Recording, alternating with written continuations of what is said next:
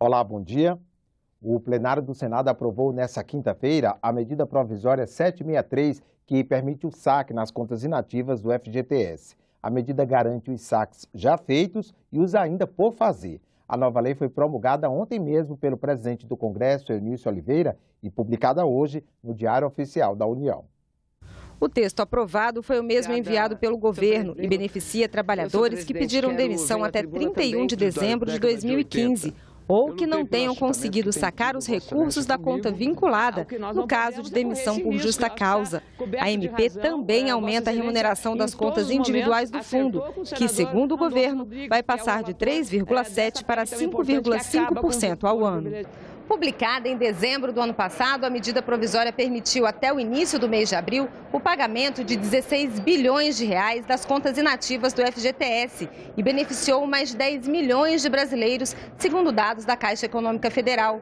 E a previsão é de que até o dia 31 de julho, prazo final para fazer os saques, sejam pagos 43 bilhões de reais. Com a aprovação da medida provisória, estão garantidos os saques das pessoas nascidas de setembro a dezembro.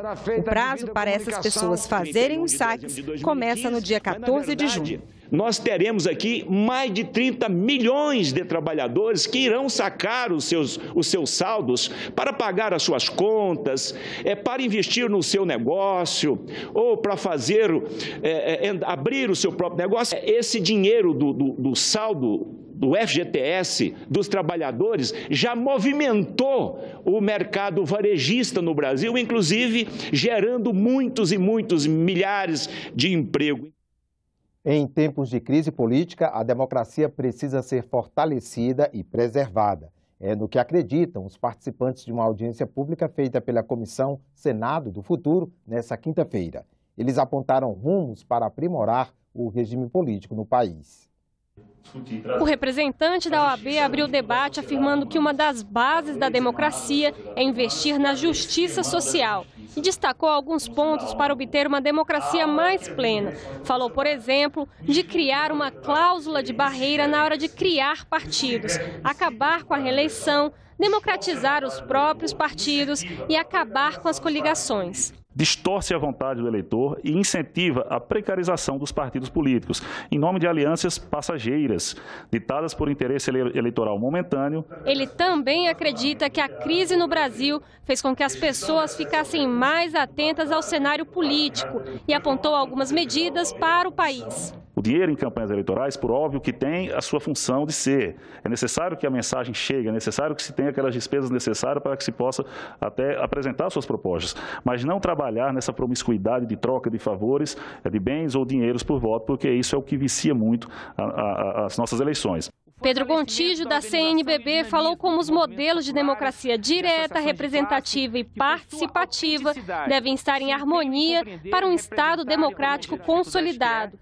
Para ele, no Brasil, essa equação ainda não está equilibrada. Ao chegar ao Congresso, precisam ainda ter um grupo de parlamentares como que assumindo essas propostas de iniciativa popular como sendo suas. Ele também destacou que a igualdade na hora de concorrer a um cargo público é um termômetro da democracia. Se a própria população não tem condições de participar do processo eleitoral em condições de igualdade, isso não é democracia, é apenas uma democracia de fachada. O líder do Partido Ecológico Nacional falou de um fator que pode ser observado para avaliar as prioridades de um governo democrático: o orçamento público da União.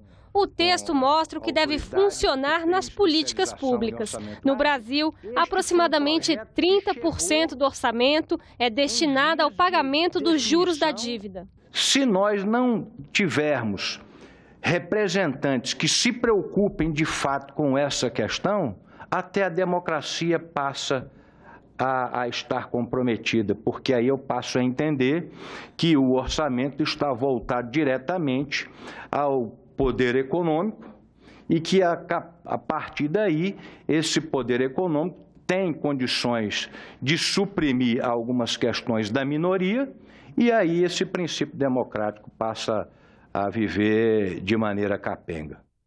O presidente do Senado, Eunício Oliveira, leu o requerimento que pede a instalação de uma comissão parlamentar mista de inquérito para investigar irregularidades envolvendo a empresa JBS e sua holding, a JIF, incluindo as operações financeiras com o Banco Nacional de Desenvolvimento Econômico e Social, BNDES.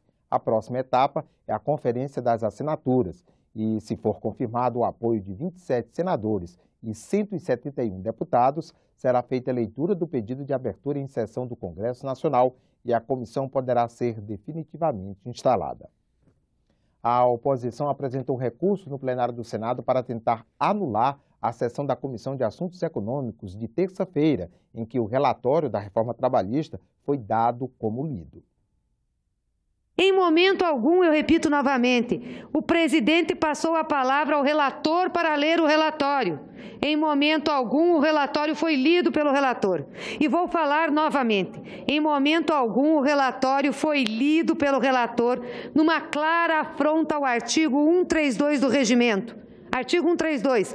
Lido o relatório, desde que a maioria se manifeste de acordo com o relator, passará ele a constituir parecer. Não vou me manifestar nesse momento sobre a decisão da mesa, mas quero apenas fazer um registro por questão legal que o presidente da CAI veio a essa tribuna aqui na esquerda e comunicou à presidência que deu vista coletiva e publicou no Diário Oficial desta Casa.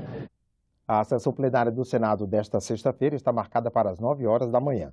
Nela, os senadores podem fazer discursos e comunicações.